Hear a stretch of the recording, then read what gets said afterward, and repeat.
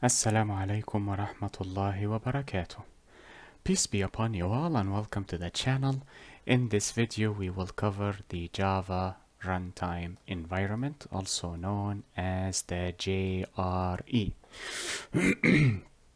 But before we begin, Bismillah ar-Rahman ar-Rahim, Alhamdulillahi Rabbil Alameen.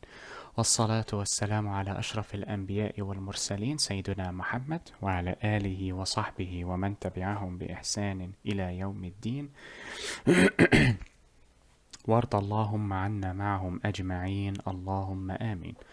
اللهم صل على محمد وعلى آل محمد كما صليت على إبراهيم وعلى آل إبراهيم وبارك على محمد وعلى آل محمد كما باركت على إبراهيم وعلى آل إبراهيم في العالمين إنك حميد مجيد. We begin in the name of Allah, the most merciful in this life and in the hereafter. We thank Him for all of His blessings that He has bestowed upon us, for they are innumerable. And we pray that we follow in the footsteps of Prophet Muhammad, peace be upon him, and his fellow companions. Amen. We also ask for prayers and blessings to be bestowed upon Prophet Muhammad, peace be upon him, and his family, as they were bestowed upon Prophet Ibrahim, peace be upon him, and his family. Now, what is the Java Runtime Environment? That is the environment necessary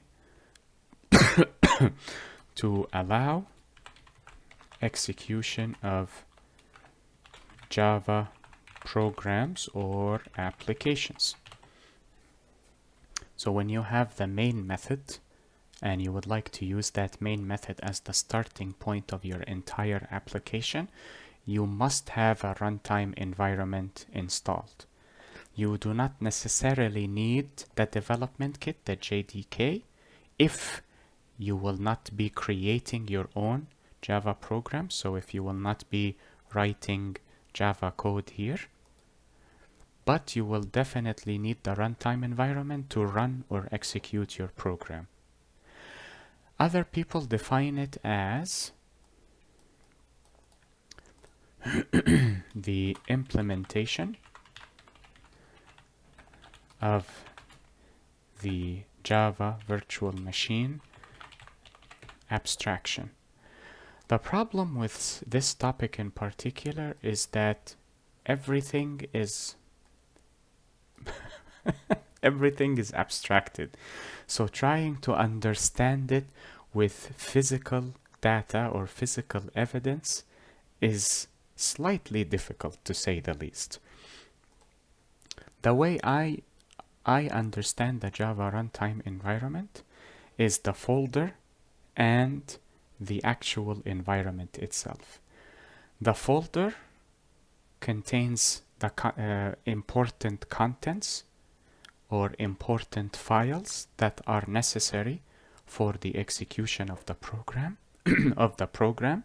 and once the program is executed, the Java virtual machine creates its own runtime environment in which the program is actually executed, which we will cover later on once we cover the components of the Java virtual machine. Before I forget, I would like to show you let's see here. In the older versions of JDK, if I can find, there we go.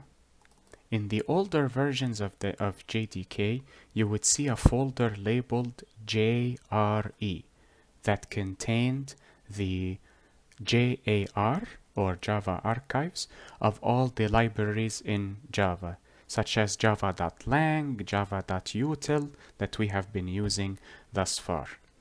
In newer versions of Java or JDK, the folder has been switched to JMods. And if you click here, here are the different modules, hence the term JMod for Java module. It is no longer packaged as JAR, but rather packaged as JMOD or Java module.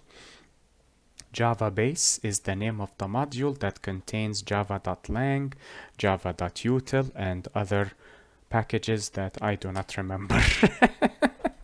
But you can access the documentation that I supplied in the first video.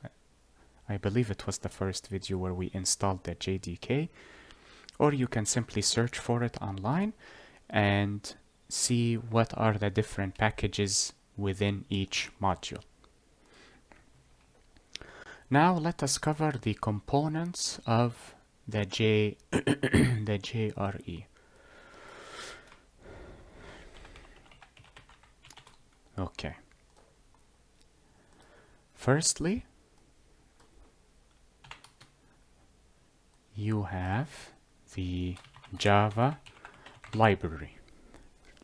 What does that mean?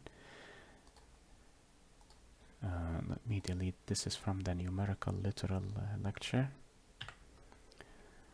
If I wish to use an array list, for example, I need to import it from java.util. Where is java.util.ArrayList install, or java.util in general, whether it is ArrayList or Scanner or otherwise? These packages and these classes are stored in the JRE, hence the term Java library. So here we can add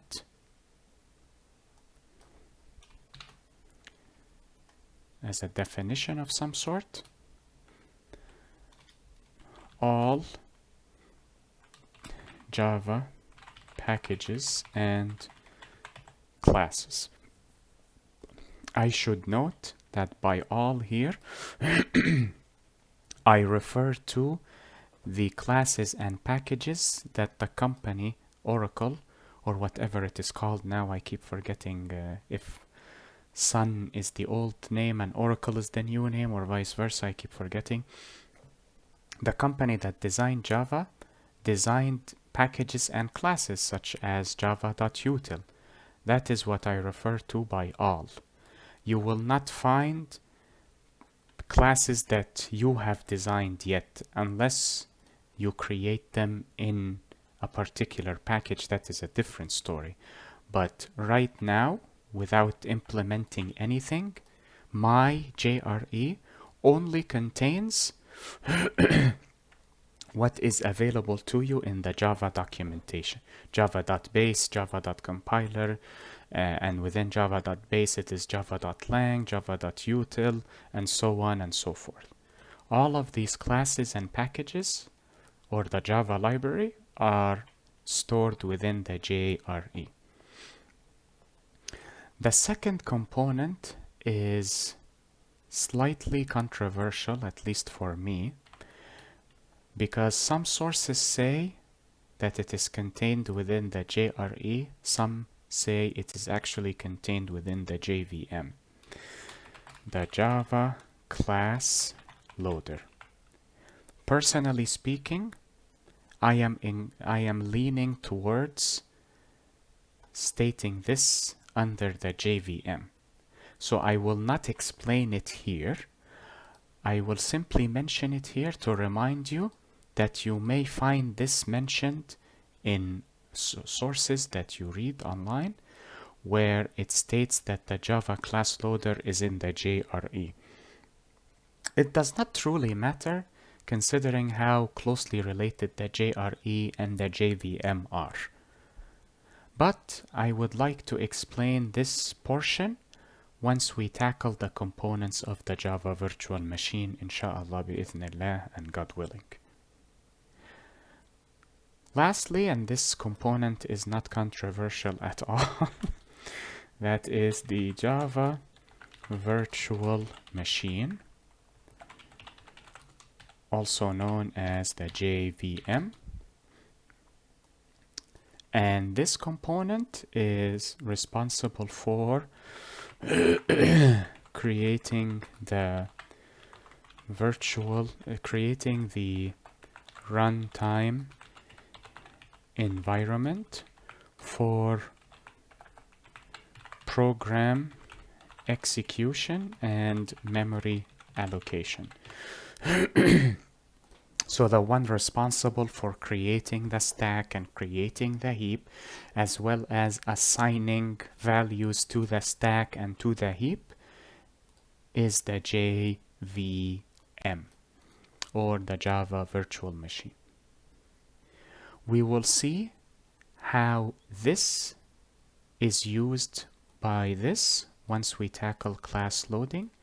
So we will end today's lecture here because there is nothing else to mention about the Java Runtime Environment. Once we finish listing the components of the Java Virtual Machine, that is when we will deepen our knowledge with Java architecture.